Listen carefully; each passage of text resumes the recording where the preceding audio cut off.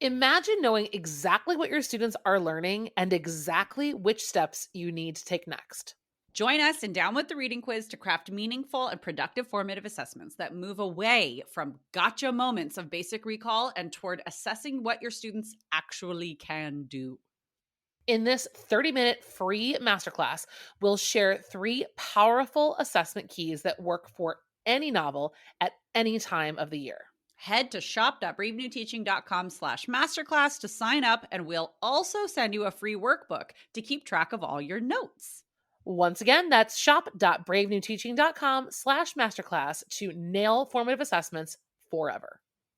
Well, hello and welcome back to Brave New Teaching, and welcome to an interview that Amanda and I did with a very funny teacher. If you are not already following Gaspare Randazzo on the interwebs, follow him on Instagram, follow him on TikTok. He will just delight you and bring some joy to your day. And he certainly brought some joy to our day when we had our interview conversation with him. This interview went on for over an hour. So we're going to have to do an extended episode because the three of us just got chit-chatting and then telling stories. And then he fit right in with us and our long-windedness, because I think it's just, teachers in the humanities, we get like that. But hearing his take on classroom happenings and just chatting with him about the teacher world, it's very interesting, right? Especially coming from he's a history teacher, a social science teacher. He teaches in New York, and then he also goes out on the road as a stand-up comic. And I mean, to me, those two things are very much one and the same. I've always talked about my own classroom as workshopping my stand-up routine. And so he's actually done it, right? And so I had the opportunity and pleasure actually to go and watch Gaspare do stand-up when he was in San Diego over this past summer. And I get kind of skeptical in these types of shows because I think I hype myself up so much that I'm like, oh, it's going to be so great. And then I'm always let down. I absolutely was not let down by Gaspare. He's a very, very talented storyteller. And you can tell that he just knows what he's doing, but also he just brings so much of his own personality. As you'll hear in the episode, in the interview, he brings his own personality to everything that he does. And he just is who he is. And that absolutely shines through both in just talking to him and in watching him perform. Yeah. So Amanda and I got to sit down and chat with him about all sorts of different things. I also want to mention right now, if you are able to go to one of Gaspare's shows, I highly, highly suggest it. On Instagram, he just announced, I want to say, as I'm recording this in the last few days, a new tour. So if you go to GaspareRandazzo.com, which we will have linked in the show notes, you can get tickets to his tours. He's all over the country. He's coming back to San Diego next March 2024, but he is in a lot of different places, especially on the East Coast between now, September, October, and even December of 2023, and then comes a little bit farther out west starting in February and March. And so be on the lookout for that. If you can get yourself tickets, I think you should absolutely go. But for now, please enjoy our interview with Gaspare Randazzo, social science teacher extraordinaire and stand-up comic. And I have to say, before I let you go into this, everybody, that I think my favorite video he's ever done that I have seen is the one, might have been my first video that I ever saw of him. And it's definitely on his TikTok and his Instagram, where one of his kiddos is pretty little and is asleep on the couch, open mouthed. And he leans down and he's pretending to be an administrator. And he's whispering questions into his kid's ear about rigor and engagement in the classroom. And it absolutely makes me crack up every single time that I see it. So if I can find it, I'll make sure that we have that linked in the show notes. But otherwise, I would love for you to sit back, relax, and giggle your little pants off as you listen to our interview with Gaspare Randazzo. And enjoy. But first, cue the music.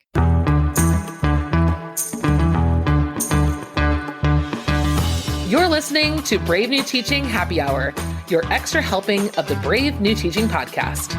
We're here to be the teacher group chat that supports you both during the school day and after school gets out. We are the coworkers you can't sit next to or make eye contact with during a staff meeting.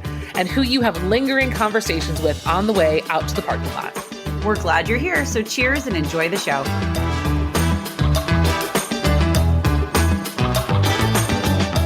All right, everybody, we are so excited to welcome to the podcast today a wonderful teacher, and you probably know him more as a comedian through the TikToks and the Instagrams, and I was lucky enough to see him on stage. Welcome, Gaspare Randazzo, to the BNT podcast. Hello, welcome.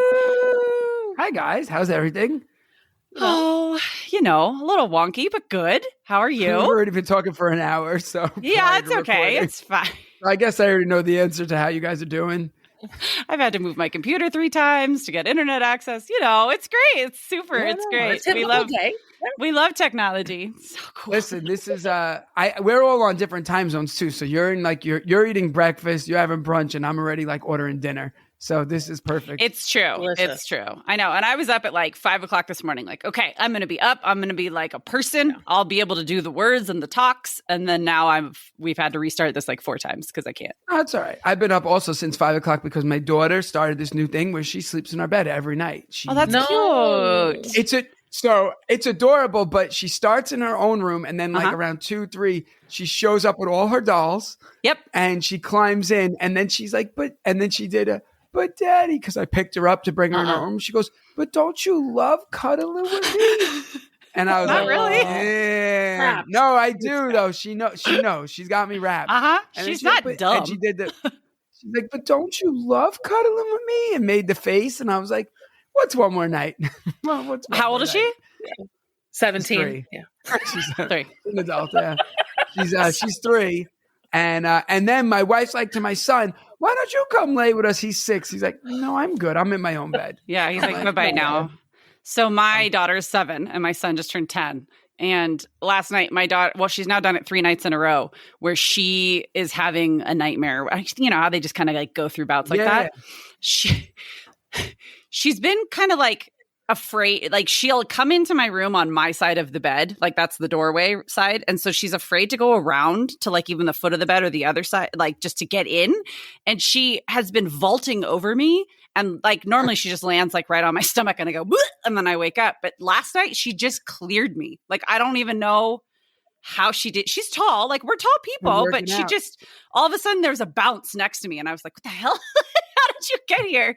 And she didn't say anything, just turned over and went to sleep, and I was like, oh, well, you know what? So my son's in camp now and, for the summer, and he came home yesterday for the first time and he's like, Dad, I got to tell you something. He's like, you'll never believe this. He's like, I'm like, I probably won't because it's probably not going to be true. Yeah, it's probably going to be he's like, this kid at camp told me that he was up at 3 in the morning. And if you're up at 3 in the morning and you play Roblox, a monster comes to your house and he's cursed now. And I'm like, yeah, it's not true though, baby. And he's like, no, it's true. This kid told me. And I was like, yes, baby. But because he's still in the mindset that no one will ever lie. Yeah. And so the internet is all true. Yeah. And I was like, but it's not true. And he's like, no, but Dad, he told me he's cursed. And then, so when we went home, we were playing with balloon. I don't know. I bought a balloon blower upper and I just blew up 1,000 balloons and let them fly around the house to pass the time. And my son's like, Dad, it's not 3 in the morning, right? And I was like, no, it's 3 p.m. And he's like, okay. And then at 7 o'clock, he was wanted to play Roblox before bed. And he goes, wait, it's not 3 a.m., right? And I was like, no, it's not. You need to learn time. I was like, you're never up at 3 a.m. Yeah. And he's like, but what if I wake up at 3 a.m.? I was like, you're not going to play Roblox. Yeah. And he's like, but what if a monster comes? I'm like, you're not. Just stop. They just get stuck in a loop. In a loop. It's so hard to shake him out of it. Morning, he was looking around for a monster. And I was like, oh, this is your. And now, of course, my daughter picked up on it. So she's like, wait, there's monsters? You're going to have to sleep in your bed again. I'm going to have to make this a habit. Yeah. And I wish I could be oh, by the way, everybody, it totally stopped. It just keeps. Sometimes the 10-year-old is like, I'm going to need to come in here. It's I can make a nest on the floor. I just need to be close. I'm like, okay. All right. Well, and that's Yes. what I was telling my daughter too. I was like, you don't want to lay here. There's no room. And she goes, but I could go to the end of the bed. Like a I was dog. like, oh, There's shit. always a reason. There's Like, always puppy. something. She's Yeah. actually not wrong there. Right. She's probably pretty small. 3. Yeah. Very small, 32 Yeah. pounds. I mean, we Tiny can little one. put her anywhere. All right. I could talk about parenting all day, unfortunately, because those are, it's what really like plagues us during the summer, especially as we're recording this. But Yes. I think that the people are here to hear a little bit more about teaching and teacher related things. So will you please introduce yourself, Gaspare, in your own words? Because we gave a little intro, right? But like, basically, what is your, I hate when I say this, but I say it every time. What is your teaching journey? And like, what brought you to where you are today? I know that was gross, wasn't it? All right. My name's Gaspare. What brought me here? Let's see. I was supposed to be a professional football player, but then I stopped growing in 8th grade. So here Sure. I am. So it didn't happen to be a Come football on. player. So wait, I have to already pause you. Who said you were supposed to be, or like you wanted to be, or like? That was my okay. journey. Got it. Like that I was like your really journey. good at football. When everyone was the same size, I was really good at football. Yeah. And then everyone started getting bigger. And you're like, me. oh no. I'm like, sure. Damn. Sure damn. Sure damn. not gonna happen. Yeah. So then I actually went to college. So I went to college for business. I was supposed to be a business person. I love business, right? And I was all into it. And I was like, I'm going to be a business major. So I actually went to college and I did a study abroad in China and to do international business. And when I was in China, I learned no Chinese at all. I learned literally nothing. I came home from China and I took Chinese when I was in China, but I learned nothing. So then when I got home, they were like, oh, we're going to put you in Chinese level 2. I was like, what the hell? So I learned, I just, my hand, I was like, I don't understand this. The lady's like, Ren Shini Hen Gao Jing. I was like, I don't understand that. She's like, Ni Jiao Chen Ma Ming Zhao. I'm like, not sure what that means. So finally she's like, yeah, get out of my class. So I went, took sign language because when I went to explain to the people that I was like, oh, I can't be in this class. I don't know Chinese. I was moving my hands. They were like, oh, you're Italian, right? You talk with your hands a lot. I was like, yeah. I thought they were going to put me in Italian. They put me in sign language. So I started taking. That's really funny. Language. I did sign language, was loving it. I was really good at it. So I was like, oh, I'm going to go the route and become an interpreter. So I actually double majored in, I was a sign language major. I became an interpreter. I went through all the certification process. And while I was doing that, I was like, oh, let me get a teaching degree as well. So I could have like a teaching degree and a sign language degree, never know where life will take me. And then so I got out of college and I was interpreting, but I had a teaching degree.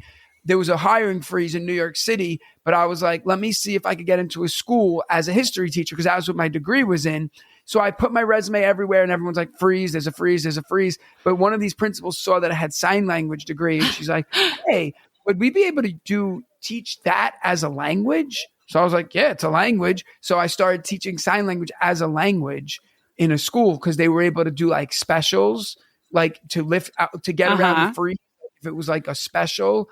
So that counted. So I taught sign language and I taught it for 2 years. And finally I was like, listen, like for tenure and for like longevity, like I need to teach like a subject that's not going anywhere. Like sign language was an elective. That was always like a bubble thing. Yeah. So I was like, I need a history job. So I got a job teaching history in another school. And I've been teaching history for the last 10 years. It's my 13th year of teaching. And, am I a good teacher? Depends. Listen, who you ask. I think that's honest. I we all should bet- be that humble. I bet you are, right? Because So this is the thing. Yeah. No. Well, I was just going to say, like, I feel like the self-deprecating, because I get the same way sometimes. Well, not anymore. Not since we started this podcast. Now I'm like, you know what? I'm a damn good teacher. And I know why. And I also know what I'm really bad at. And that's like a lot of things. I just don't talk about the stuff I'm bad at. You know what I mean? But like, I bet, especially knowing you and like seeing you interact with even a crowd of adults, like seeing you on stage, I'm like, well, you can handle a classroom. And if you can handle a classroom, 75% of the battle is won, right? Like, I say classroom management is 90% of teaching. Totally. All the time. For me, so I know my strengths and I know my weakness. I teach rough classes. Okay. So I know that my strength is being able to connect with them, being able to be a human with them. Yeah. My weakness is, like academics, teaching them, like I'm not one to be like, okay, we're going to sit and write an essay now. And I'm going to sit with you and we're going to do line by line. Like, I don't like doing that. I'm really good at content. I know the content. I'm good at telling them the content, but like, as far as like sitting and writing it all down, I'm not all about that, because my big thing is I'd rather I tell the kids on the first day of school, I don't really, yes, grades are important. Sure. I'd rather you be a good person in this room and leave this room a good person than leave it a scholar. Sure, you're going to learn, but I always tell them, I go, if you're an 80 student, but like you're really nice, I'll give you a 90 on the report card. I don't care. Grades are fake. So it doesn't matter to me. And I tell them this and I say, and if you're a 90 student and you're kind of an a-hole, I'm going to bump you down to an 80 and I'll find ways to do it. And I said, because at the end of the day, like tests are only going to get you so far in life. Like being a good person is where it's going to get you further in life than any academic stuff. So I'd rather them leave good people. And like, I'm sure my school doesn't love that I tell the kids that on the first day. At the end of the day, the internet, yes. Yeah, but at the end of the day, like it's more important to be a good person than to have 100 average in social studies freshman year. I mean, that's the reality. Well, listen, so this is like, as much as we have, and we'll definitely talk about this today, there are 99 problems with public education right now. But like, what is not one is the fact that I love the variety of teachers that any one human gets to have. Like that is to me like the most beautiful part of teaching in a high school is like, I know Gaspare down the hall is going to connect with every single one of those kids. And then when they come to my room, it's going to be business time. And between the two of us, they're covered. We're going to take care of it. And like, yeah, and that's why we love this podcast. And like every personality like has a place in the building. And I think that's awesome. And it's more important, I think, to know it and own it than to pretend like there's something else going on. Yeah, and that's the thing. Like my school is very aware. Like they know. I mean, they've observed me. Like they know. Like the kids love me. I have a good time with them. But like I'm not teaching scholars. Like that's not my forte, and it's not for everybody. And the scholars teacher doesn't know the kids like I know them. So like we're in different boats. And all the kids are getting something. And you might even be bridging kids too, kids who you might be bringing kids out of a place where they didn't even think it was possible. And then maybe after they leave you, they feel closer and more able to access more academia than maybe before. And maybe not, but maybe not. Maybe not. It's okay. It's so funny. So last week, I was doing a show in Philly and a girl, so I was making fun of something and I was talking about something and this girl goes, yeah, that's true. So I just was like, oh, okay. I was like, because you were in my room. And no, I said something about myself as a teacher. And she goes, I was your student. I go, what? I go, how old are you? And she goes, 23. I go, you're not supposed to be here. I was like, you're still 13. And she had me 10 years ago. And she was like, but it was so cool. And she's like, I saw your name on the marquee. And I was like, no way. Is that my old teacher? Then I looked it up and she's like, sure enough, there you are. But it was cool. And she's like, yeah, we all loved you. And then like, she took out a picture in her phone of me with her class 10 years ago. It was just like funny, and she's like, yeah, like, it's so cool. I was like, how's your mom? Right. Like, I was just like on stage. I'm like, so how's the family? Everyone's good. She's like, yeah, we're all good. Thanks for asking. But it was cool. But like to still have, like if I saw that my teacher from 10 years ago was doing something, I could care less. If I didn't like him, I wouldn't go spend money, but go to a comedy club by myself to watch. Like it was so sweet, It is. I think that actually is perfect. I really did want to ask you about, so we know you've taught for all these times, all these years. She called you her old teacher. How does that make you feel? Yeah, it felt cool. But then you became a performer. No, it's how cool. did that happen? Yeah. Like, what was the process then of like moving from classroom performer to marquee headlining performer? Like, what was that about? Like, how did that even go? So teaching, has prepped me to be in front of people my whole life. As you all know. So it was like the transition wasn't as like scary as like, oh my God, you have to stand in front of new people and meet them. Like we do that every year. I meet 150 people every single year. And I Right. stand there and it's even more nerve wracking because it's like, damn, if I suck, like I'm going to be with these kids all year. Like at least if I suck in comedy, like I just never see them again and they unfollow me on Instagram or whatever. But so yeah, I always wanted to get into like acting and all that stuff. And I always did little things. In like 2017, my son was born that year. So in like 2017, I was an extra in this zombie movie that's not good. And it went like straight to like VHS, not even DVD. VHS in 2017. Yeah. So that's a That's how winner. bad it was. Yeah. it was rough. That's a winner. They I was on set and I was just being myself, fooling around, joking around. This guy's like, "Yo, you're pretty funny. Did you ever think about stand-up comedy?" I'm like, "Actually, I always thought about it, but I just never even knew what to do." So he's like, "Well, I run this like open mic and like if you want to come down, whatever." So I went, I did a little 10-minute set and it went really good and I felt good on stage and I was like, "This is a lot of fun." And like right after the show, he's like, "Yo, you're pretty natural up there. I'm going to book you on more shows." Booked me on more shows. Then I booked another show. Then blah, blah, blah. Then really, I was just doing little things like nothing crazy. Oh, here, a show there. 5, 6 people came out. It was like, okay, cool. You know, it was like when you're in high school and like you're in a band and people are like, come see my show. And everyone's like, sure, not coming. And like, you know, that was what it was. And I was like, all right, comedy's a little fun, but I didn't think anything of it. Then during COVID, I started like really making like videos online, like joking about like how, because in New York City, like they were like, we're going to have everybody teach outside. We're going to have everybody do this. And like, I made a video about like teaching outside in New York City. And like, I hate this term, but like it went like a little viral at the time. Whatever. I remember seeing it. I remember seeing it being like, yeah, same in California. Yeah, yes. like I was like outside and like there was like cars and like I was like pulling my kids in and like Sirens. yelling and like strangers were walking up to my kids, you know, like, and it was like the whole whatever.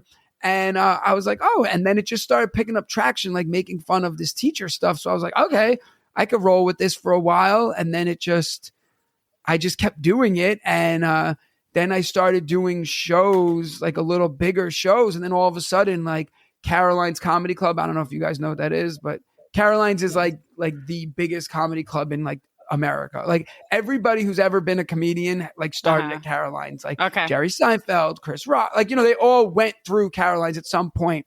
Caroline's was like, hey, you're pretty funny. We could give you a night. I did a night at Caroline's. It sold out on a Wednesday night. And I was like, oh crap. And it sold out. And then it was just a wild ride because like, 3 months before I did that show at Caroline's, like I couldn't even get 5 people to come to a show. And now like I'm doing shows around the country and getting like 250 people to come, you know, and like selling places out. And it's like very humbling because it's like, I'm a teacher. At the end of the day, when like people meet me, like I said to you when I met you, like it's always weird to me, like, and I'm not saying this to sound whatever, but like sometimes people will meet me and they'll be like, I'm so starstruck. I'm like, I'm a history teacher. Like, don't be. And like, you see how I interact with people. Like, I'm not one to be like, get out of my way. Like it's still to me, like I'm a teacher in the classroom. You know what I mean? Like, so it's very strange that like this has now all become this like cool, like people like buy merch from me. I'm like, whoa, I'm like, you're like, and it's super humbling because it's just like, I'm in a classroom like all day. Like, you know, even on like, I have my own podcast, the Social Studies podcast, it's called, but it's not about social studies. It's about studying, being social. But anyway, I'll say all the time, like I do it with Joe Dombrowski, Mr. D, I don't know, whatever, Joe Dombrowski. And he'll be like, catch me on tour here. And I'll be like, and catch me in the classroom. Monday through Friday, 8 to 3. Smelly kids. Yeah. Still there. And then on the weekends, I'll be somewhere here. But like most of the time, I'm still in the classroom because like that's still my life, you know? So it's cool, kind of cool. As much as I'm going to interrupt you, Marie. I love Joe, and Joe's comedy like hits it is amazing, but I am so happy to have the rise of the secondary educator comedy crew is coming into their own because high school kids are funny on a whole different level. Yeah, Like, I will laugh at like Joe's kindergarten jokes. Like they're cute, but like it's also like seriously like what else did you do that day? Like, tell me. Like, Amanda gets a little high and mighty. Yeah. Life. like it just gives me life. Like I don't know. I can laugh, and then I really laugh at the high school stuff. Oh, But thank you. But it's just different. And that's what works for us too, because like we're on such, he's in the kindergarten sphere, elementary. I'm in the high school. He can't understand anything that I say. I can't understand anything he says. Like I'll send him pictures of things during the day. And he's like, how is this your life? Like, and I'm like, it's just a gang fight. Right, and vice versa. Yeah, and vice gang versa. fight. Like, a gang fight. I'm just covered in blood. It's not a big deal. Like third period, Tuesday. Yeah. Third period's coming in, and I got to get ready to, talk about Genghis Khan. Yeah, so I got to change my shirt to my non-bloodied one. Yeah. But do you though? If that's the lesson, I mean, you might as well just like. Oh no, I don't change. Lean into the teachable moment. I am what I am. Yeah. Yeah. So. Do you find, speaking of talking to like primary or like elementary teachers, even middle school, sometimes, do you find that? How do I want to word this? They're annoying. Okay, there's such a different personality. I don't know if it's trait or if it's just like, if there's just like it's archetypal characteristics. Mindset. It's a totally, so I worked for a couple of years. I've talked about it on the podcast a couple of times. Like I've been a high school teacher my whole career. I'm going into year 17. And I worked for 2 of those years as a roving teacher at like 13 of the 26 elementary schools in my district. We're K-12, like unified. And I was such an outcast amongst the other adults in the elementary schools because I would like come in and be like, okay, let's get things done. Okay, we need to get things from the ad. Like, this is what we need. We need these supplies. And that other like colleagues on my team that were mostly elementary would look at me like, what are you doing? You can't ask for that. And I was like, literally, we can. We are in the same union. What are you talking about? And like I don't know. I found they found me combative, where I found myself just like doing my job. I don't know. Do you see the difference? Like, especially, I guess, in your audience, because your audience is primarily teachers, right? It's all and teachers, educators, like 90% teachers and their husbands. Do you? Yeah, right. And a handful of weirdos. Yeah. Do you get like, I don't know, do you see the differences in the way that they interact with your material and they're like pearl clutching or like laughing out loudness? So I like to believe that, like, usually if you're following along with me, you're my kind of person, in the sense that like you're not like, I am not if you've seen my Instagram, I'm not like I posted a video today that's doing really well. Like for, it's, hey, I said, come set up my classroom with me during the summer. And I'm like all excited. And then I put my thumb over the camera and I just don't ever move my thumb. It's just a black screen. And then I'm like, yeah, I'm not doing that. And like the people who are are all the people who wouldn't go in over the summer, because that's my audience. So when my audience is at a show, they're not like, oh my God, this is crazy. I'm not like, and this is no shade on any of those people, because I actually really like them. And like, but I make a lot of videos like teacher influencers be like, and I'll do a video of like me, like crying in the bathroom while setting up my classroom. Like, that's not me. And I message all of like my friends who are that, and they know where I stand. They know I love them. That they're like, yo, that is me. But they're like, this is what I am. But I'm not that person. So like, I think people who come to my shows kind of know that I'm not going to be decorating my classroom and like putting a theme on my bulletin board. And like, I don't care. Like, that's not high school. Like, and I talk, you saw at the show, I talk about the differences between high school and elementary, and it's crazy. I don't think I could be an elementary school teacher. I don't think I have it in me to like go in over the summer and maybe when I was younger, but like even when I was younger and I decorated my classroom, I brought a bunch of posters, I stapled them to the wall, and I left. Like, you also just sound like a history teacher. I'm not gonna lie. Yeah, like you sound like you're in the social science department. Don't lie. Yeah. Because, look at my shirt. I know. Because guess who's got a whole series on our YouTube channel of classroom setup from this summer? But at the same time, coming at you live. Hashtag it's me. And there's nothing wrong. Like I'm saying, when I started my career, I used to go in the week before. I remember loving that email. Oh, we could go in and set up. Like, and meanwhile, my wife's a school social worker, and she's like, "What are you even going in for? Like, what would you set up?" Because they're in a whole different world. You know what I mean? But you just own it. Like, that's the moral of the story, and that's why right? I'm saying, and that's why, like, even like Educator Andrea, you've had on. I love her stuff, and I make fun of her all the time, and she loves it. You know what I mean? Because like I'm like, yeah, like you set up your classroom. There's nothing wrong with that. Like you have a teachers pay teachers set, and she accepts it. She loves it. You know what I mean? Like, and that's great. I wish I could have a teachers pay teacher. I wouldn't, I wouldn't be cleaning out my own garage. I would pay someone to do it.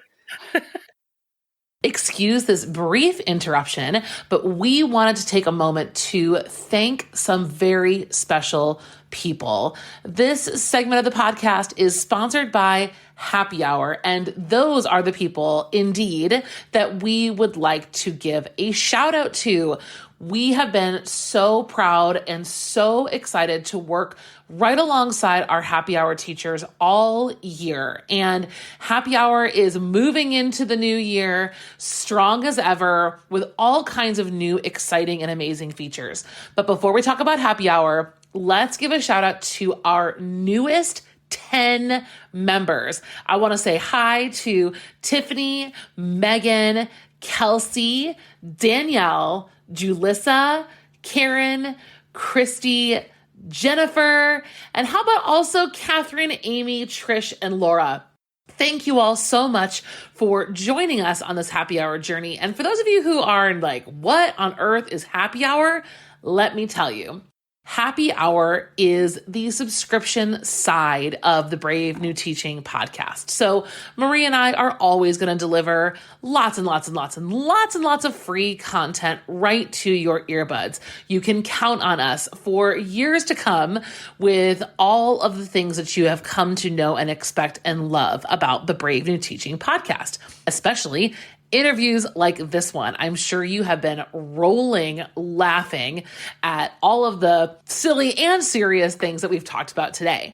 For those of you who would like to support the podcast further or take your experience to the next level, we have offered a really small cost side that is available for teachers at any point to join. So every Friday, our Happy Hour subscribers get a little extra something. Every Friday, there's an additional 15 minutes of the podcast where we do things like an extended episode. In fact, we extend most of our interviews so that you actually get more of what you love in the Happy Hour episode. We offer individual guided lesson plans in Happy Hour. Just in October, Marie did an entire walkthrough of one of her Gothic fiction lessons, and I did a 15-minute walkthrough of a Gothic fiction lesson. So we go from everything from seasonal lessons to skill-based lessons. We've talked about writing claims. Coming up soon, we're going to talk about writing commentary. So this is the space where we get really specific about teaching strategies, teaching genres, and giving you more of the fun. We even have episodes that are straight up goofy, just fun, having a good time together, because we are a community here at Brave New Teaching, and Happy Hour is where we get to celebrate all of that. We feel like Happy Hour is the space that resembles the after school parking lot conversation, right? Like we are your teacher bestie that you just can't stop that one more idea or that one more detail of the conversation. We are trying to wrap things up in the parking lot during Happy Hour. So each of those 15-minute episodes per week adds up to about an hour every month. So for $5 a month this year, 2023, you can be part of Happy Hour. I have not actually told you all of the benefits. Not only is it extra episodes, but it's also resources. Every single month, we feature a new resource for teachers to download, keep, and use. We explore it and talk about it and explain it in the episodes of that month's podcast. So you're not only getting things to listen to, but you're getting stuff to use, actual resources for your classroom. Because we're offering so much in this membership, we are actually going to be increasing the price in 2024. So if you would like to be locked in at the $5 a month rate, we would love to have you join right now. You are going to be so glad you did. You're going to head to shop shop.bravenewteaching.com, and you'll scroll right at the beginning and find your happy hour membership button to click and join us over there. Again, shop.bravenewteaching.com, and then you will come right into happy hour and join us. You can cancel it anytime, come in and out as you like. We understand, but we also want to make sure that we're giving you more of what you need to make teaching easier, better, and more inspired every day. We can't wait to see you in happy hour. Again, a big thank you to everyone that we just mentioned. Kayla and Alicia, you too. Thanks for being here. Our membership group is growing and growing every month, and we don't want you to miss out. Back to the show. The comedy space of what you all have created is just so powerful because teaching, especially before the internet, I can remember and I've talked about this very briefly on the podcast, but my first foray into teacher social media was through Periscope. Yeah, okay. Yeah, it's like a whole nother world. I remember Periscope, but I remember hearing of it, but I never downloaded. I think I probably still and then had a everyone flip was like, phone at Periscope's going to go away. Instagram's going to be a thing. And we're like, yeah, right. Instagram's going to be a thing, whatever. Just like when MySpace was never going to go away. Never going to go away. But I can remember for me at least, right? I'm in Chicagoland area. I remember teaching for a long time before social media. And I remember hitting this place where I was like, I'm kind of tapped out of people to talk to, B, ideas to get, I can buy a PD book on Amazon, I guess. But there was it was just such a ceiling of inspiration, learning, whatever, especially just connecting. And I feel like it's just so amazing to see where we're at, especially with how the comedy scene in the teacher world has come to be. Do you feel like outside of just the corny parts of it, what you're doing is really important? Do you see that, Gaspare? So in the beginning, no, but I've come to starting to see so many people message me and nice things that are kind of you make me feel seen. You make me feel like I'm not alone, because the cookie cutter Instagram accounts that are here's how you decorate your classroom on a budget. And it's the budget's $9,000. You know what I mean? It's a budget. And it's that. And those people. So now if the average person is watching that, they're like, damn, I suck. If I only followed Instagram, Pinterest classrooms, I would feel like the worst teacher. So I get a lot of messages you make me realize that there's way more of us than there is than I thought, and also my mom's retired for 15 years now, but my mom was a teacher. My mom's there was no comedy. You just lived in your teacher world of thinking that you were never doing enough, thinking you suck, thinking this, thinking that. And she's we didn't have an outlet to be other people are going through the same stuff as I am, and it's okay. And I'm glad that people that's the biggest compliment to me after shows is when people are you make me feel it's okay to not have a Pinterest classroom. And I'm yeah, I was I got blood on my wall. I'm not even cleaning it. Yeah. So I didn't even change my shirt for third period that time. Yeah. Yeah. Well, and I feel it was a perfect storm, the timing you're talking about, right? So having a viral video happen at a time when people are turning to social media because they can't go to see people, because they can't even go to Barnes and Noble to go. Yeah, you can't go anywhere.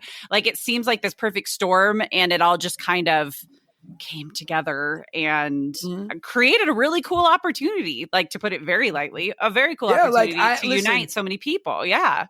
I never thought stand-up would get to this. And I'm not even beginning, you know what I mean? I'm just at the beginning of it, but I never thought, I thought, okay, stand up. I didn't even talk about teacher stuff when I did stand up.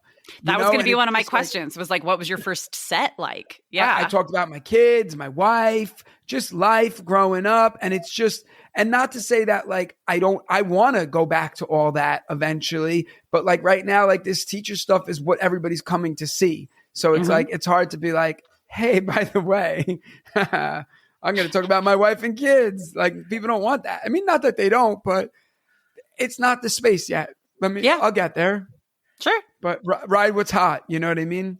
And there's still plenty to unpack in the teacher world. Well, and the thing is, deserves. The best thing I always think about teaching is there is a new audience every single year, right? And it's like parenting, right? Every year there's a new audience of parents because every day there's kids being born. Every year there's new teachers. So like even if I did New York, right? I played every club in New York City, right? Next year there's thousands of new teachers that are all starting, and I could play every club in New York City again because like there's all the new teachers, all the old, you know what I mean? Like, so it's like the audience is never really going to go away. There's always going to be teachers, and it's not like social media is going away. And maybe the market, maybe I'll get fired or something, which will suck, but you know, we're canceled. I don't know. Who knows? Do you see yourself? Well, we need it. Oh yeah. Well, I was just going to say, like, do you see yourself staying in the classroom long term? Or I what do you love think? teaching. Yeah. I do. I love teaching.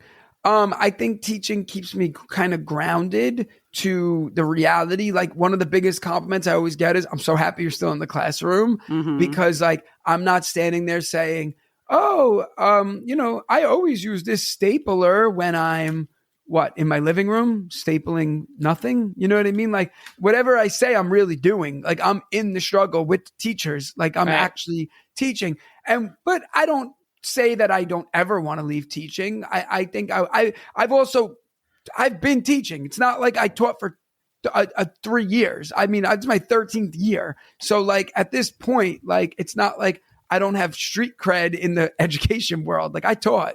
So I have other things that I'll tell you guys off air. Okay.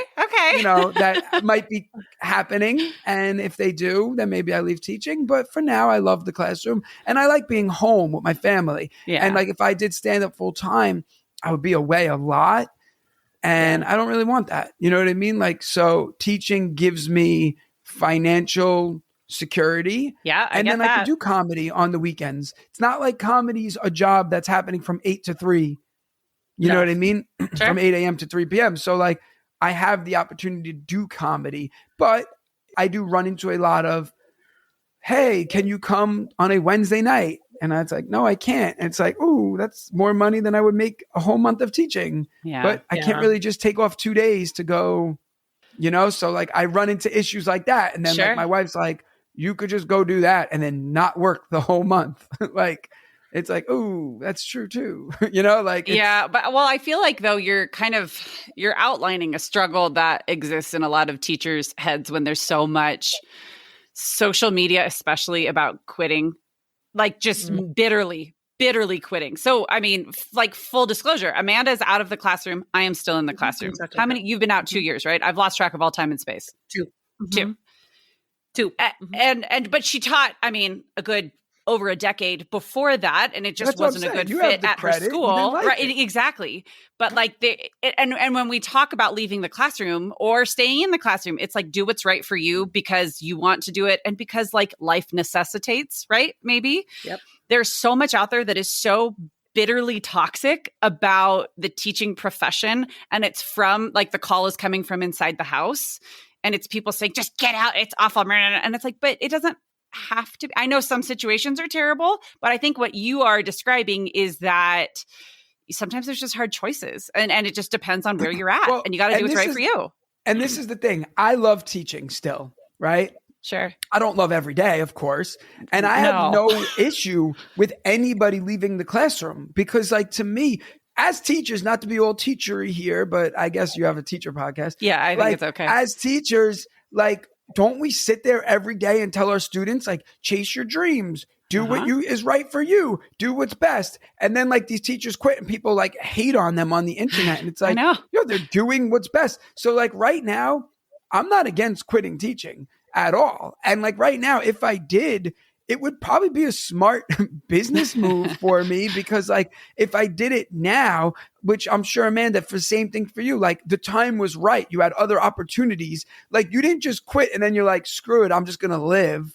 You know what I mean? Like you went for other opportunities. So like for me, like right now, the opportunity might never be this good for me to leave. And then like I take a step back and I'm like, I don't know how it is outside, but like in New York, I have to teach till I'm 55.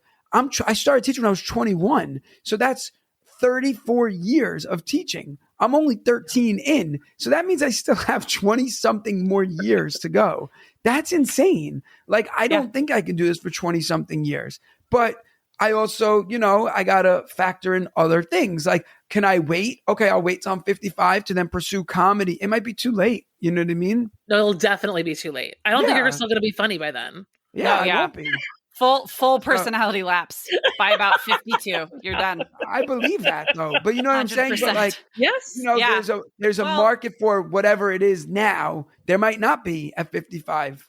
And it doesn't sound like it's like a hurry, YOLO, you got to go. It's more like, well, I see this opportunity. I'm going to weigh the costs and the benefits, and then I'm going to choose what's right for me, for my life, for my family. Yeah. I have 2 kids. I have a mortgage. Right. I have bills. Like, you know what I mean? Like, we just bought a new house. Like, so there's a lot of other things that are factors that I can't just say, oh, well. Well, in no other industry is the expectation to remain in the exact same career path for 34 years in order to get retirement. Like, that is just not, no, like literally nowhere. Like, you have to do that. I mean, and I think what always was frustrating to me in education was just, at least before the pandemic, I feel like things are maybe sort of changing now, is that there's such a lack of imagination when it comes to directions that teachers can move once they've been classroom teachers for so long, right? Like, yeah, you can volunteer for this, or you can lead this, or you can lead that. But basically, all you can do to change things up is take on more work for free. Yeah. So, well, and that's the other thing, like, what's the next path, right? So I could become an administrator. I don't want to do that. So you could have done that 10 years ago, though. Yeah. Right? Either 3 years of experience. Yeah. Art teacher in second grade. Freaking right? All you need to do, all you can do is, like, you can move up the ladder and be admin. I don't want to be an administrator. It's just not for me. I don't want to tell people how to do their jobs. It's not me as a person. I don't like that.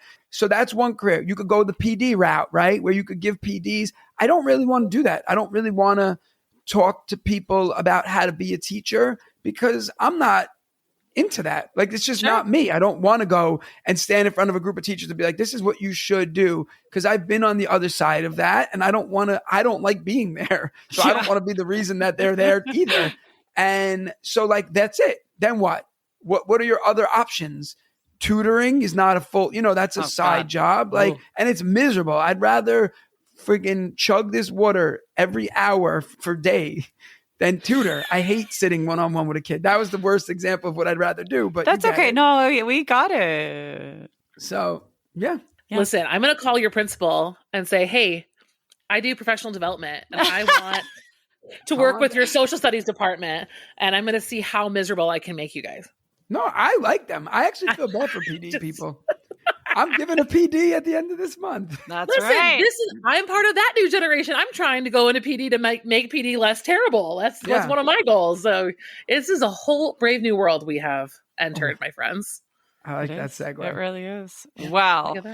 Everybody, I would like to say a big, huge thank you to Gaspare for joining us today. He has taken more time than we had even asked him for out of his summer schedule. The kids are at camp. You have all this free time, and you're sitting here talking to us. Like, how cool not are eating you? breakfast or lunch. Not eating his breakfast yet. Dinner. Well, probably dinner because it's dinner.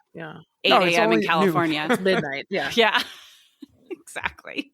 Is it 3 a.m.? No, that's when the ghosts come. Mm-hmm. So thank you guys for having me. You can find me on social media at Stand Up Randazzo, or you can go to my website, gasparandazzo.com.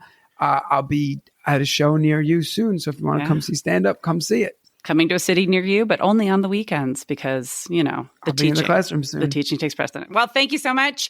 And everybody, we are going to have an extended episode because we have a couple more questions for Gaspare over on Happy Hour. So if you are not yet a member of Happy Hour, make sure you head to the show notes and join us because I'm excited to hear what you have to say. I'm going to ask you about your audience because we all know that teachers are the worst students. So I want to know what kind of audience members there are. All right, everybody. Thank you for joining us. We'll see you next time. Bye. Thank you for listening to this week's episode of Brave New Teaching Happy Hour. Happy Hour members, make sure to download this month's free resource through the link in your show notes. And while you're there, submit a question or comment for an upcoming episode. Have a great week at school.